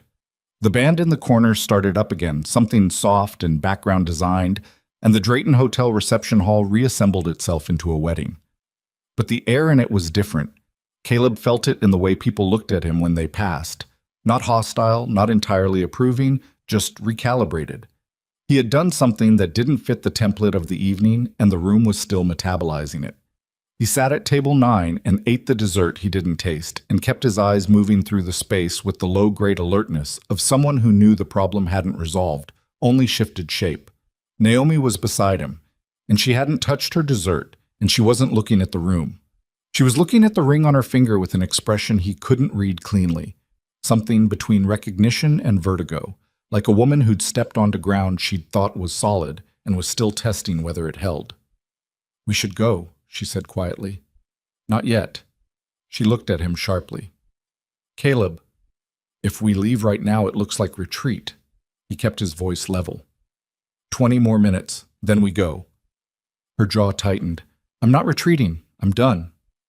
Done and retreating looked the same from the outside. She held his gaze with something that was approximately anger and approximately something else. Then she picked up her water glass and drank and set it down and didn't move toward the exit. 14 minutes later, Dana Hale came to table 9. She came alone, which was the first thing that registered. Preston was across the room in conversation, not watching, or performing not watching, which was its own data point. Dana Hale in person was smaller than she'd seemed from across the room, with dark hair and careful makeup, and the quality of someone who had spent the evening holding herself together with considerable effort. She stopped beside Naomi's chair and didn't look at Caleb at all. "Naomi," she said. Her voice was tight. Naomi looked up at her. "Dana, can I talk to you?" "You're talking to me." "I mean," Dana's eyes moved to Caleb. "He stays," Naomi said. A pause. Dana's hands were clasped in front of her, and the knuckles were pale. Whatever she'd been planning to say on the way across the room, the version that had seemed manageable when she stood up, it was clearly not surviving contact with Naomi's face. "I want to say I'm sorry," Dana said. "I know I've said it before. I know it doesn't—" She stopped. "I need you to know that I didn't plan for it to happen." "I know you didn't plan it," Naomi said. "That's actually worse if you want the honest answer. At least a plan would mean you thought about what it would do to me." Dana flinched. "You came to my kitchen table," Naomi said. Her voice was entirely even, which was more devastating than volume would have been. "You sat across from me and cried and asked me to understand, and I have spent 14 months trying to work out how to understand it. And the closest I've gotten is, you wanted what you wanted and you took it, and the fact that it was mine didn't stop you." She paused. "I don't hate you, Dana. I don't have the energy for it anymore. But I need you to understand that what you're asking for tonight, whatever it is, absolution, resolution, something that makes you feel like we ended on a human note. I can't give you that right now. Maybe not ever. And that's not cruelty. That's just what's true." Dana stood very still for a moment. Her eyes were bright. "Okay," she said. Her voice had gone small. "Okay." She walked back across the room. Naomi picked up her fork and put it back down without using it. Her hand was trembling slightly. Not much, just enough that he could see it from 6 inches away. "Let's go," Caleb said. She nodded once. They were almost to the lobby when Preston stepped out of a side corridor and blocked the path. Not aggressively. He was standing, not planting himself, and there was a glass of whiskey in his hand, and the pleasant expression was in place, but he'd clearly positioned himself. He'd watched them stand and tracked their route. "Heading out?" he said. "Yes," Caleb said. "Caleb, I wanted to say what you did in there. The speech?" He tilted his head. "That was something.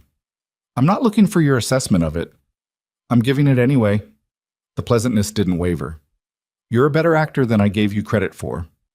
The lobby was quiet. A few people at the bar near the entrance, far enough away. Naomi had gone very still beside Caleb. "I'm not acting," Caleb said. "Of course not." Preston looked at Naomi.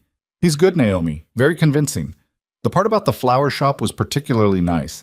Genuine detail, real feeling, the whole room believed it." He paused. "Which is the thing about a good performance. You can't always tell where it ends." "Preston," Naomi's voice was flat. "Stop. I said stop." She stepped forward.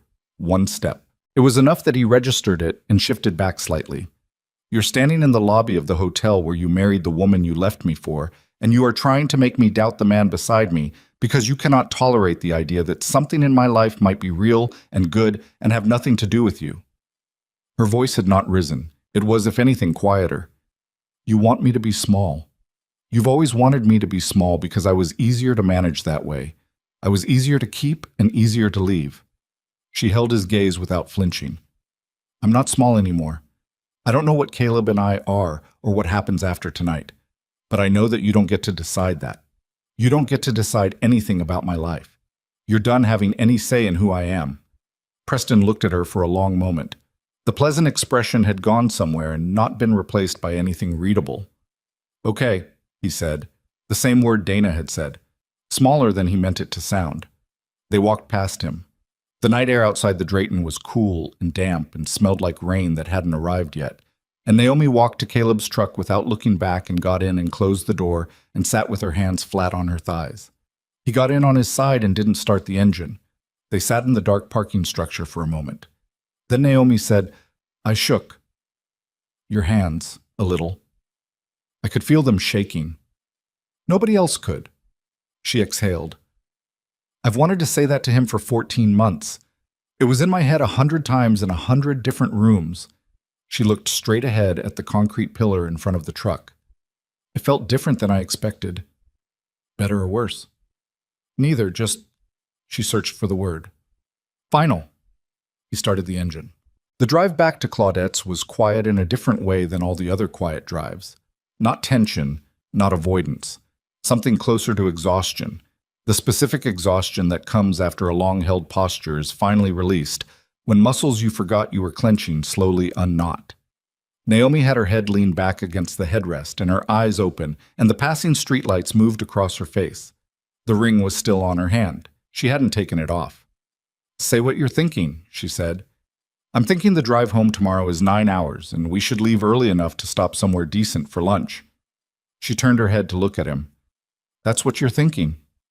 "That's what I'm thinking." She held his gaze for a moment. Then she turned back to the window. "Liar," she said, but it wasn't an accusation. Claudette's house was dark again. They let themselves in quietly, and Naomi went upstairs, and Caleb stood in the kitchen and drank a glass of water and stood there in the dark for a while afterward, not thinking specifically about anything, just letting the evening settle. He told 200 strangers that the arrangement was an arrangement, and then told them it had stopped being one. He'd meant both things completely. He wasn't sure what came after meaning them. He went to the pull-out couch and sat on the edge of it and took off his jacket and tie and sat there in his dress shirt in the dark house. At 12:40, barefoot footsteps came down the stairs. Naomi appeared in the doorway of the living room in the clothes she'd changed into, a worn t-shirt and sweatpants, with her hair down and her face free of makeup and the ring still on her hand. She stood in the doorway and looked at him. "I can't sleep," she said. "I know. I haven't tried yet." She came into the room and sat on the other end of the pull-out couch, sitting sideways with her legs folded, not touching him, but not far from him. The house made its small sounds. Somewhere outside, an animal moved through the yard. "Tell me what happens now," she said. He looked at her. "I don't know. Best guess. We drive home tomorrow.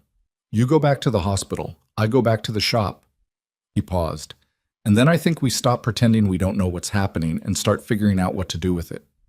She looked at him for a long time. I'm scared, she said, not apologetically, just as a fact. I know. I'm not scared of you specifically. She looked down at her hands. I'm scared of being wrong again.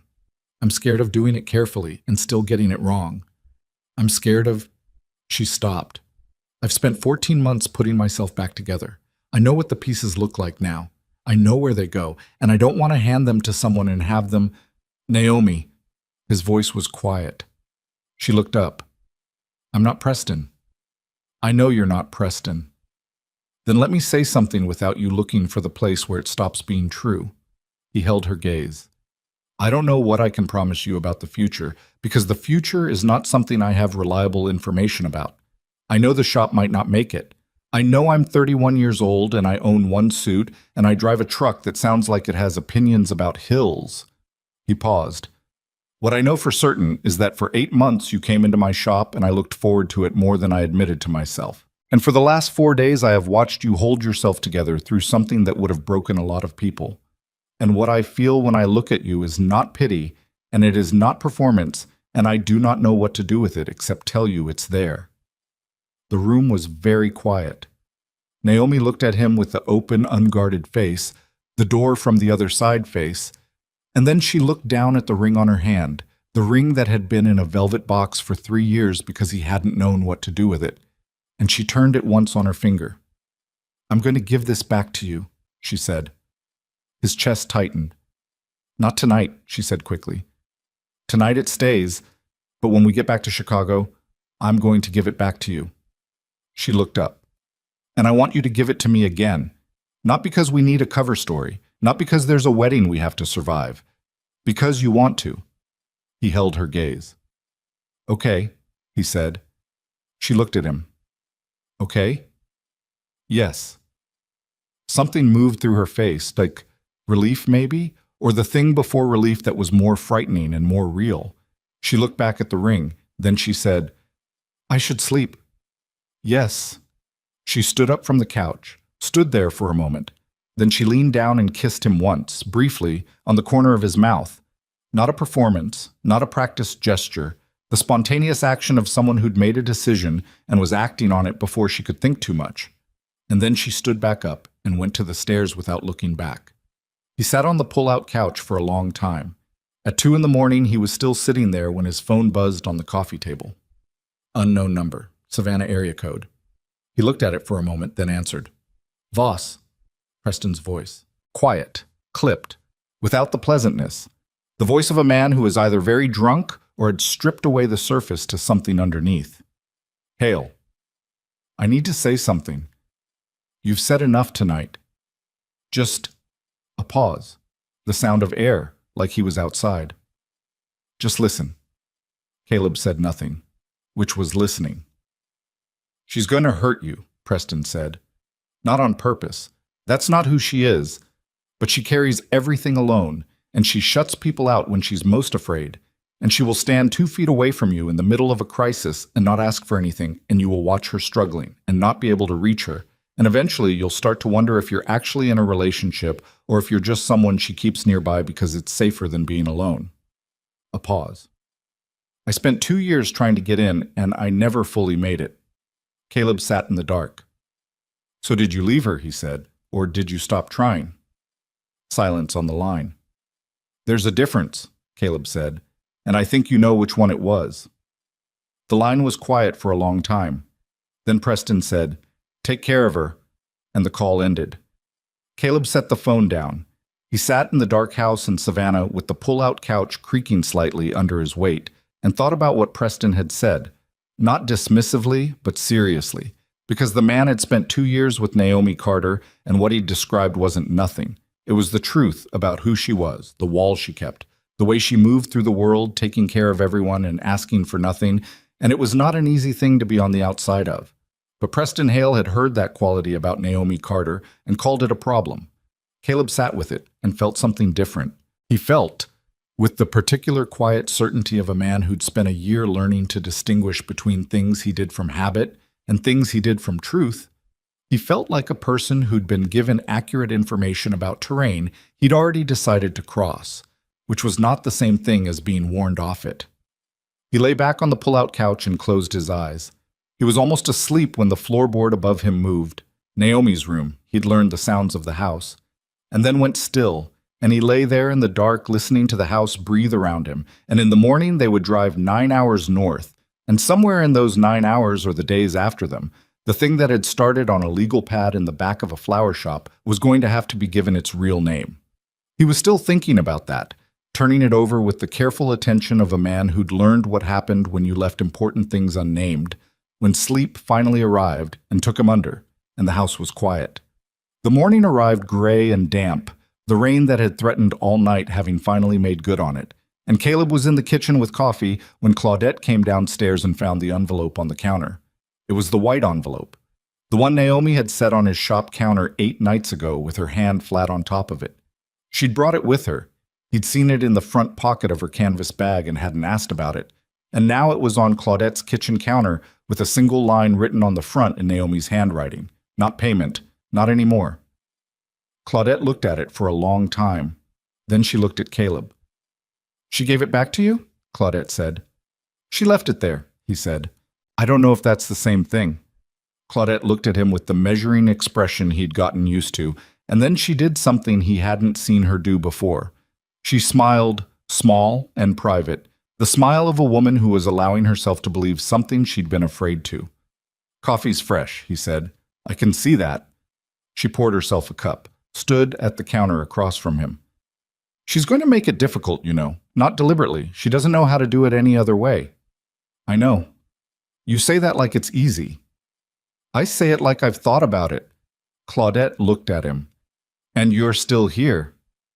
"She's still upstairs." Another small silence. "Then you'd better still be here when she comes down," Claudette said, and turned to look out the window at the rain. He was. Naomi came downstairs at 7:43 in her jeans and her blue top from the day before with her hair loose and her bag over her shoulder and the ring no longer on her hand, and she stopped at the bottom of the stairs and looked at Caleb at the kitchen table and then at her mother at the counter and then at the envelope sitting between them. Her face changed. Not dramatically. Just in the way faces change when something you put down is still there when you come back for it. Relief and something more complicated mixed together. The expression of a woman who hadn't fully believed, until this moment, that it would be. "Ready?" Caleb said. She looked at him. "Not quite," she said. She crossed the kitchen to her mother, and the hug they exchanged was the kind that said several things at once and didn't need language for any of them. Claudette held her daughter for a moment and then let her go and put both hands on her face and looked at her and said something quiet that Caleb didn't catch and wasn't meant to. Then Naomi turned and picked up the envelope from the counter and put it in her bag. She looked at Caleb. "Now I'm ready," she said. They said their goodbyes. Marcus appeared from upstairs looking like a man who had stayed up too late and hugged his sister and shook Caleb's hand with a different grip than the first one. Less interrogation, more acknowledgement. Fern's text arrived as they were loading the truck. "Drive safe. Both of you. I mean both of you." Naomi showed it to him, and he read it, and she put her phone away and got in the passenger seat. He started the truck. They pulled onto the wet street, and the rain moved against the windshield, and the wipers swept it away in a steady rhythm, and the city of Savannah moved past them in the gray morning, and Naomi sat with her hands in her lap and her hair loose around her shoulders and watched it go. 20 minutes out of the city, on the highway north, she said, "Thank you." "For what specifically?" "For coming. For staying. For the speech." A pause. "For answering the phone at 2 in the morning." He glanced at her. "You heard that." "The walls in that house are not thick." He looked back at the road. "What did he say?" she asked. "He said you'd make it difficult." He kept his eyes forward, and that he'd spent 2 years trying to get in and never fully made it. Silence. The wipers moved. "Do you believe him?" she said. "About which part?" "That you won't be able to reach me." He drove for a moment. "I think you make it difficult," he said. "I think you've had good reasons to. And I think the question isn't whether you'll make it difficult. It's whether I'm willing to stay in it when you do." He glanced at her again. "I'm willing." She looked at him with the open face. I might make it very difficult, she said. I know. I'll probably go quiet at the worst times. I'll probably work too many hours and not say what I need, and you'll have to decide 100 times whether to push or let it go. I know. And you're... She stopped. Caleb, I need to hear you say it like you mean it, not like you're reassuring me. He looked at the road. Then he looked at her. I know what I'm telling you, he said. I've thought about it since 2 a.m, and I'm telling you from the thinking, not from the moment. He held her gaze for exactly as long as was safe on a wet highway. I'm willing. Naomi Carter sat in the passenger seat of his truck on the highway going north out of Savannah with the rain on the glass, and looked at him with the expression he'd first seen in the kitchen at her mother's house and hadn't been able to name until right now, sitting here at 65 miles an hour in the gray morning, when he finally understood what it was. It was the expression of a woman deciding to trust something again. The truck moved north through the rain. Neither of them said anything for a long time. And then, from the passenger seat, so quiet he almost missed it under the sound of the wipers. Caleb. Yeah. I looked forward to coming into your shop. A pause. Every time. For 8 months. I always told myself I had a reason. Flowers for someone, an arrangement I needed. But most of the time, I just wanted to see what you were working on and stand in the same room as you for 20 minutes. She was looking out the window. I didn't let myself know that while it was happening. I'm letting myself know it now. He drove. He didn't say anything for a moment because the moment didn't need words, and he'd gotten better at knowing the difference. Then he reached across the console and put his hand flat on the seat between them, palm up, not reaching for her, just placing it there, available, unhurried. She looked at it. Then she put her hand in his. The highway opened up ahead of them, long and gray and rain-soaked and entirely uncertain, and the truck moved through it at 65 miles an hour heading north, and the 9 days that had started in a locked flower shop at 11 at night, with a white envelope and a question neither of them had been ready for, were running out fast now, down to their last few hours, and both of them knew it, and neither of them was counting anymore. They stopped for lunch in a small town in South Carolina that neither of them had planned to stop in. It was Naomi who said pull over, not because she was hungry, but because she'd been watching the same diner sign approach for half a mile, and something about it felt right. The kind of right that didn't have a logical explanation, just the bodily certainty of a person who'd been operating on adrenaline for 9 days and finally felt the ground steady enough to stop moving on it. The diner was called Paulette's. It had 6 booths and a counter with 4 stools, and a woman behind the counter who didn't look up when they came in but said, "Sit anywhere," in a voice that had said it 10,000 times. They took the booth near the window. The rain had eased to a light, persistent gray outside, and the parking lot was mostly empty and the coffee arrived without being asked for, which was the mark of a good diner. Naomi wrapped both hands around the mug and looked out the window. Her hand had stayed in his for the first 2 hours of the drive. Not constantly. She'd moved it to adjust in her seat, to check her phone once, to push her hair back, but she'd always returned it to the console, to his hand, without comment, the way you return to something you've decided is yours. He hadn't commented on it either. Some things needed to be allowed to exist before they needed to be named. "Can I ask you something?" she said, still looking at the window. "Yes?" "When you said it, at the reception, standing up in front of all those people." She turned to look at him. "Were you scared?" He considered the question seriously. "No," he said. "Not while I was saying it. Afterward, maybe. When I sat back down and realized what I'd done." He picked up his coffee. "But not during." "Why not?" "Because it was true." He looked at her across the booth. "I've been scared of things that weren't true. Things I was performing. The true things are easier." She held his gaze. "I've spent a long time performing," she said. "Being okay. Being fine.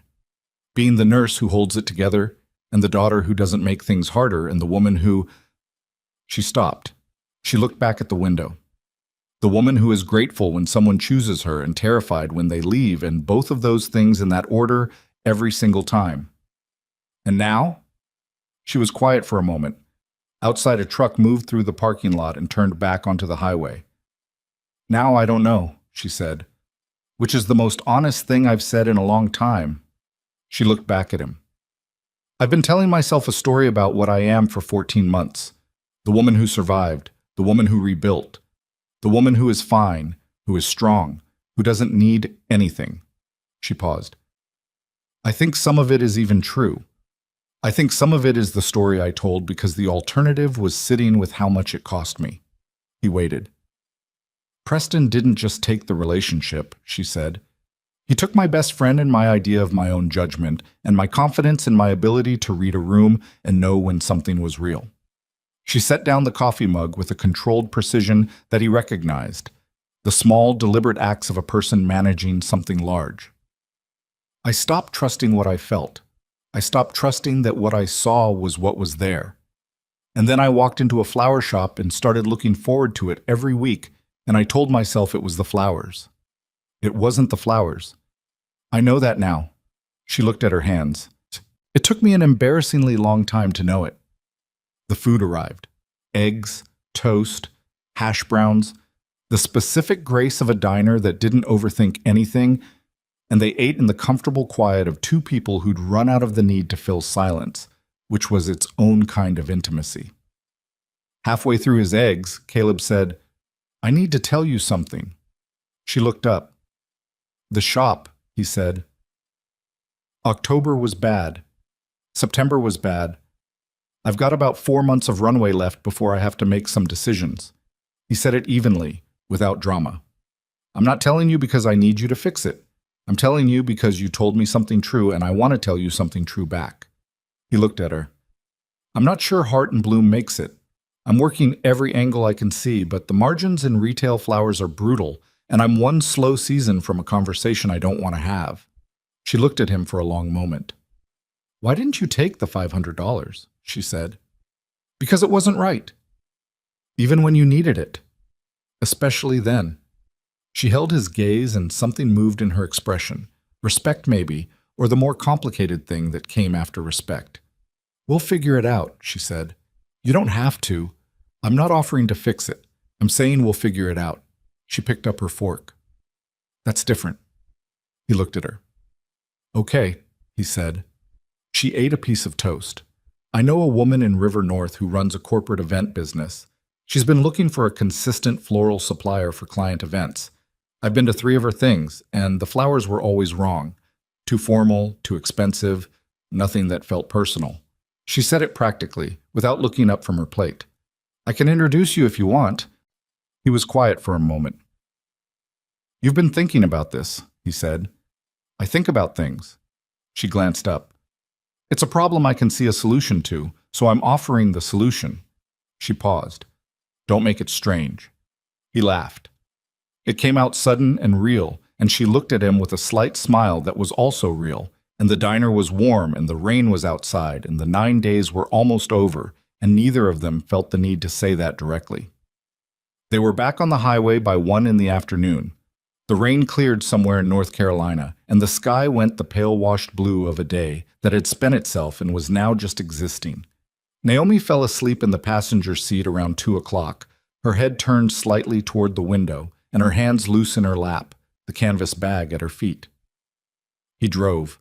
He drove through the afternoon with the radio off and her sleeping beside him, and the highway unrolling north, and thought about the last 9 days with the particular quality of attention he gave to things he wanted to understand correctly.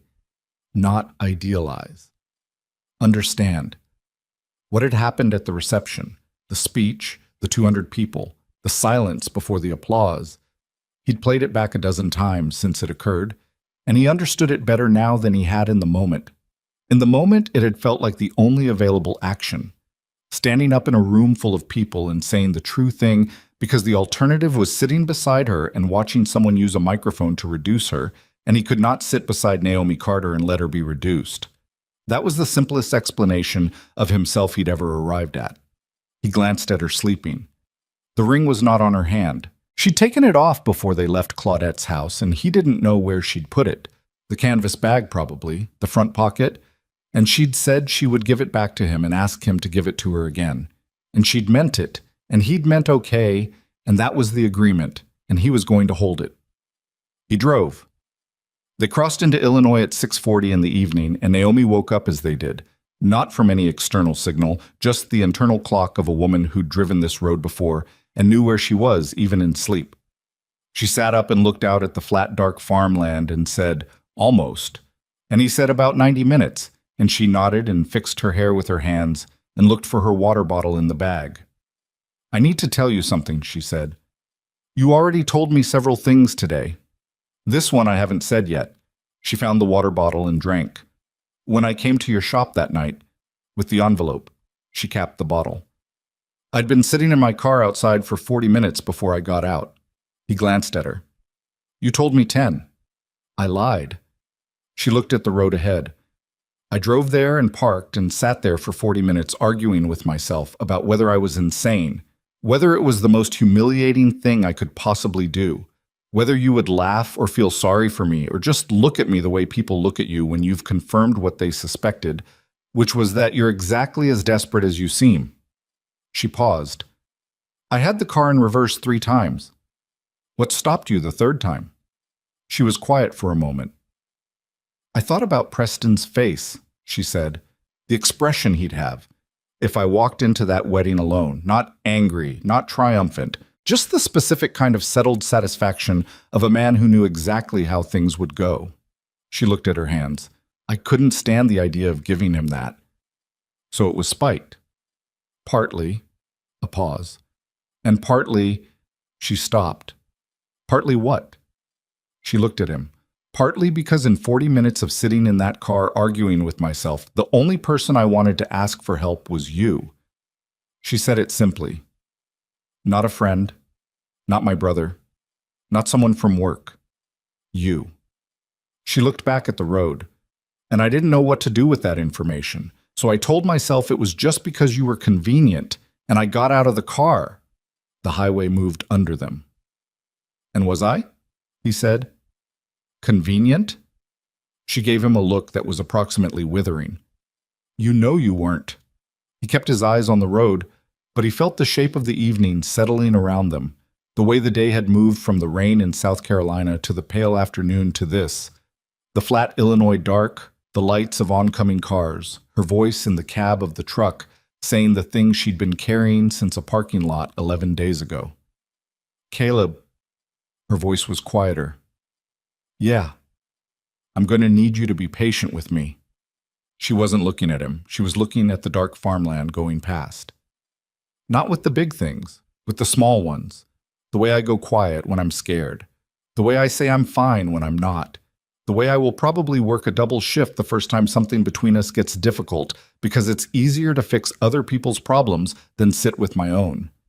She paused. "I know it about myself. I'm telling you in advance because I think telling you in advance is better than you discovering it, and not knowing it was a pattern, and not knowing I was trying." He drove for a moment. "I'm going to need you to tell me when I'm hovering," he said, "because I do that. When I care about something, I monitor it. I look for problems before they exist. I'll ask how you are too many times in a single day and mean it every time, and it will eventually be suffocating." He paused. "I know it about myself." She looked at him. "We're a mess," she said. "Probably. A very specific kind of mess." "Yes. That might be compatible," she said. "I think so." She looked back at the road. Somewhere in there she'd put her hand back in his. They pulled into Chicago at 8:47. The city came up around them with its particular mass and noise and light, the lake invisible to the east but present in the air, and Naomi sat up straighter as they crossed into it the way people sit up when they're coming home, which was its own kind of information. He pulled up in front of her building, cut the engine. They sat for a moment in the parked truck with the city noise around them and the trip behind them. She reached into the front pocket of her canvas bag. She took out the velvet box, worn at the corners, 3 years old, and held it out to him. He took it. "Caleb Voss," she said, "I want you to give that to me when you're sure. Not when it's convenient, not because the story needs it, when you're sure." She held his gaze. "I will wait for that. I'm not going anywhere." He looked at the box in his hand. "I'm sure now," he said. "I know." She said it gently. "I'm not completely, and I need to be." She paused. Give me time to be sure and then give me the ring. He put the box in his jacket pocket. Okay, he said. She looked at him for a long moment with the open face, and then she leaned across the console and kissed him properly this time.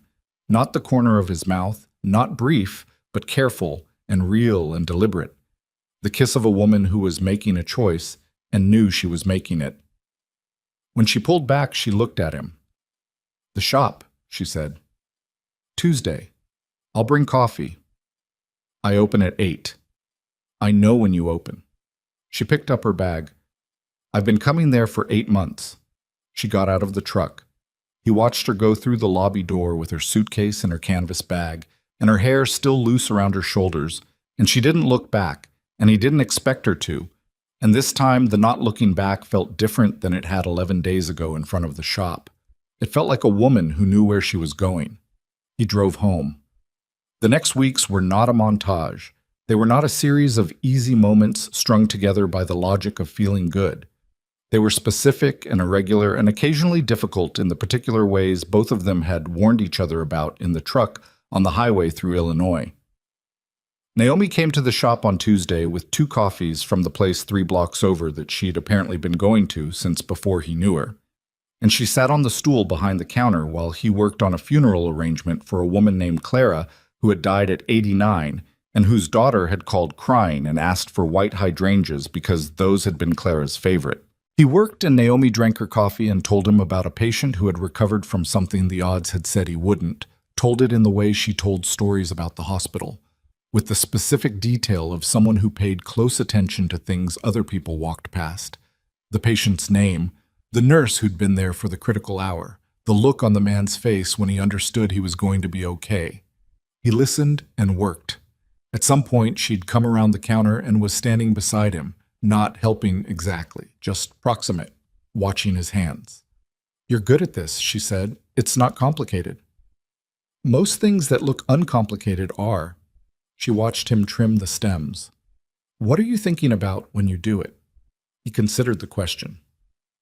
"Clara," he said, "I'm thinking about what her daughter said, that she was the kind of person who kept her garden going through October every year even when it got cold because she hated letting go of things that were still alive."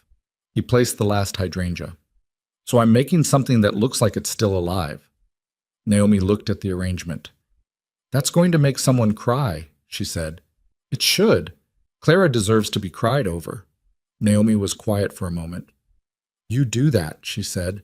"You hold on to what people say about who they were." "Someone should." She looked at him with the open face and then looked away at the shop, at the refrigerated cases with their arrangements and the small display of succulents and the counter with its order pad and the back room visible through the pulled-aside curtain. She looked at it the way someone looks at a place they are revising their understanding of. She introduced him to the event coordinator 2 weeks later. Her name was Sylvia Park, and she ran corporate events for 7 mid-size firms in the Loop and had, as Naomi had described, been fighting with her floral supplier for 2 years over the consistent failure to understand the difference between impressive and appropriate. She met Caleb in the shop on a Thursday morning and spent 45 minutes going through his work and asking direct questions that he answered directly. And at the end, she put her card on the counter and said, "I'll send you the January schedule," and left. Naomi, who had stood to the side and said almost nothing during the entire meeting, watched her go and then looked at Caleb. "January through June is 12 events," she said. "Minimum. I know how to count. I'm just saying." "Naomi." He held her gaze. "Thank you." She looked down at the counter. "Don't make it strange." "I mean it." She looked up at him. "I know you do." A pause. "That's why I said don't make it strange." He didn't make it strange. November moved through the city the way November moved through Chicago, with cold that had opinions and a particular gray light that people who lived there either made peace with or didn't. Naomi worked her shifts, Caleb worked the shop, and the new corporate accounts that started filling the calendar. They had dinner twice a week, sometimes at his place, sometimes at hers, sometimes at a Vietnamese place on Argyle that she'd been going to for years, and where the owner's wife always gave her an extra spring roll without being asked. They were not in a hurry. That was the thing he noticed most. Both of them had spent time in hurry. The rush to be enough, to be chosen, to be the kind of person the other person needed. And both of them had learned what that cost. So they moved at the pace of things that were being built to last, which was slower and more deliberate and occasionally frustrating and more honest than anything either of them had tried before. She went quiet on him once in the third week of November. Not dramatically. She didn't disappear or stop returning calls. She just pulled back by a degree that was noticeable if you were paying attention, which he was. Shorter texts, rescheduled dinner for a reason that was real but also convenient. The slight withdrawal of a woman who'd been scared by something and hadn't yet decided to say what. He let it be for 4 days. On the 5th day, he went to the hospital at the end of her shift, 7 in the morning, because she'd worked the overnight, and he was standing in the lobby with a coffee from the place 3 blocks from his shop when she came through the internal doors in her dark scrubs with her bag over her shoulder and the particular flatness of someone at the end of a long night, and she stopped when she saw him. He held out the coffee. She looked at it, looked at him. "You're not going to ask," she said. "No." "You're just going to stand there with coffee?" "Yes." She took the coffee. She stood there for a moment in the hospital lobby at 7 in the morning with fluorescent light overhead and the particular smell of a place where difficult things happened around the clock, and she looked at him. "A kid died," she said. "Tuesday night, 11 years old, we did everything right." She stopped. Her jaw was tight. "And sometimes that's the outcome, and I know that, and I've known it for years, and it doesn't—" She stopped again. "It doesn't get smaller. It just gets something you carry differently." He stood in the lobby and looked at her. "Come on," he said. "I'll drive you home." She nodded. He drove her home. She fell asleep in the passenger seat 20 minutes in, her head against the window, and he drove carefully over every bump and didn't play the radio, and when he pulled up in front of her building, he sat quietly until she woke on her own, which took 20 minutes, and then he walked her up, and she didn't say anything at the door except, "I should have told you on Tuesday," and he said, "You told me now." And she looked at him with something tired and real and went inside. She texted him an hour later. "Thank you for not pushing." He texted back, "You told me you'd go quiet. You also came back." A pause. Then, "That's the deal." He put the phone down and went back to the shop. December arrived, and with it the flower shop's best month. The one month where retail made sense, where the margins improved and the orders stacked up, and he could see the shape of what the business could be if he kept building it correctly. Sylvia Park's January bookings confirmed. A restaurant in Lincoln Park called about a standing weekly order. Small things, compound things. The kind of growth that didn't announce itself but showed up in the ledger. He called Marcus Carter in the second week of December. Marcus answered on the third ring and said Voss the way he'd said it in Savannah, which was its own kind of familiarity. "I need to ask you something," Caleb said. "Shoot." "Not for permission. I'm telling you as a courtesy because you're her brother and I think you'd want to know." A pause on the line. "Know what?" Marcus said. "I'm going to ask your sister something. Not today. Not Christmas. She'd feel the pressure of the occasion, and I don't want her making a decision because the timing seems to demand it." He paused. "When it's just a regular day. When it means the choice and not the moment." Marcus was quiet for a long time. "The ring," he said. "From Savannah." "Yes." Another pause. "She told you what she said to you? In the truck?" "Yes." "And you waited?" "She asked me to." Marcus made a sound that was not quite a laugh and not quite something else. "Man," he said, like the word covered several things at once. Then, "She's going to cry. She will never admit that afterward, but she's going to cry." "I know." "Okay," Marcus said. "Okay, Voss." It was a Tuesday in the second week of January. No particular occasion. The shop was quiet in the mid-morning lull after the early orders went out, and before the lunch hour walk-ins arrived. Naomi had texted at 7 to say she was on her way after her morning run, which meant she'd be there around 9:30, which was the window he'd been thinking about for 3 weeks. She came in at 9:27 in her running clothes with her hair back and her cheeks cold from outside and the habitual canvas bag over one shoulder. She smelled like cold air and the particular soap she used that he'd stopped noticing consciously months ago and now just registered as something that meant she was in the room. She set her bag on the counter. "It's cold," she said. "It's January in Chicago." "Thank you for the meteorological context." She looked at what he was working on. A small arrangement, pale pink ranunculus and eucalyptus and white waxflower. "Who's that for?" "You," he said. She looked up. He had the velvet box on the work table in front of him. He'd taken it out of the pocket where it had been since September and set it there 10 minutes before she arrived, and it sat on the wooden surface in the light of the back room of Heart and Bloom and looked exactly like what it was. Naomi looked at it, then she looked at him. "It's a Tuesday," she said. "Yes." "Nothing's happening today." "Something's happening today." She looked at the box, and her jaw worked, and she pressed her lips together with the deliberate control of a woman managing something she hadn't expected, even though she had been expecting it, even though she'd asked for it specifically, because asking for something and having it arrive were different things, and the distance between them was where the feeling lived. "Say it," she said. He picked up the box and opened it. The ring inside caught the workroom light. The simple solitaire in the gold setting, worn on the inside of the band from years of being carried without being given. "Naomi Carter," he said. "Not a performance, not a speech. You came into my shop for 8 months and bought flowers for everyone except yourself. You drove 9 hours to a wedding you didn't want to attend because you refused to be made smaller.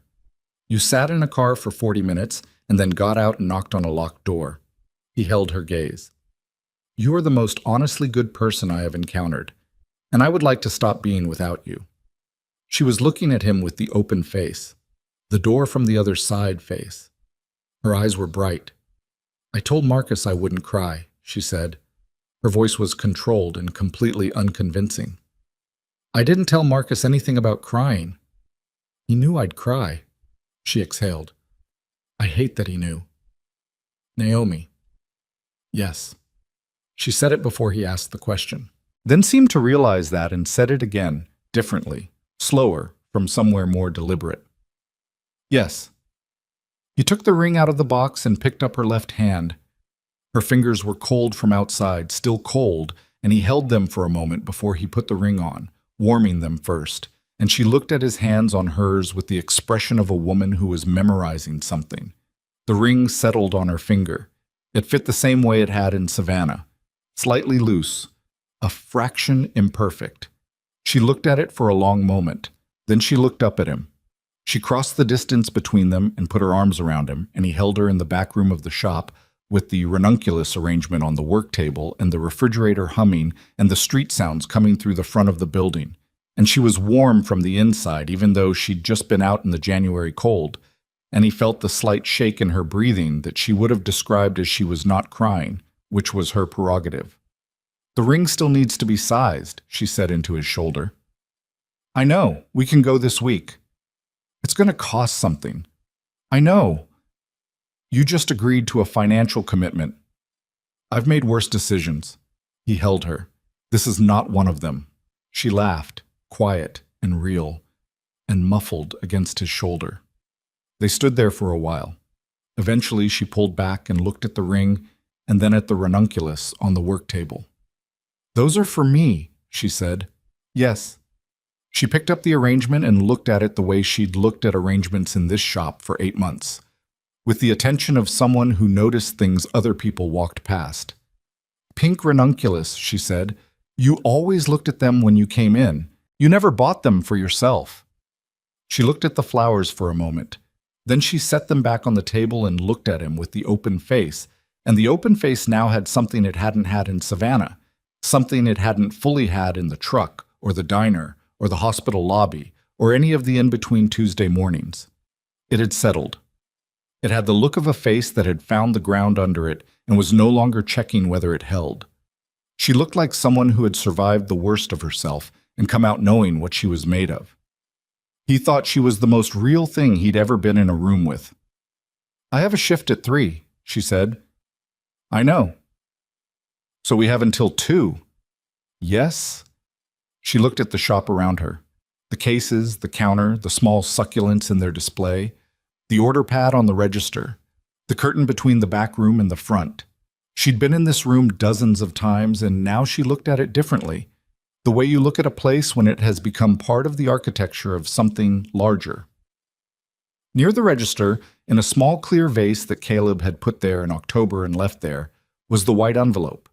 It sat between two small succulents, not hidden, not displayed with any ceremony, just there. Naomi walked to the counter and looked at it. The front of the envelope was blank now. She'd taken the note off in Savannah. "You kept it," she said. "It's the beginning of the story," he said. "You keep the beginning." She looked at it for a moment. She didn't pick it up. She let it be where it was, which was the right thing to do with beginnings. Not carry them with you, not throw them away, but know where they are and leave them there and let the rest of what came after speak for itself. She looked at him. "Okay," she said. "What do we do with the next 2 hours?" He looked back at her. "There's coffee next door," he said. "We could sit in the shop. You could tell me about the patient you were going to tell me about last week and didn't. I'll work on the Thursday orders." He paused. "Nothing special."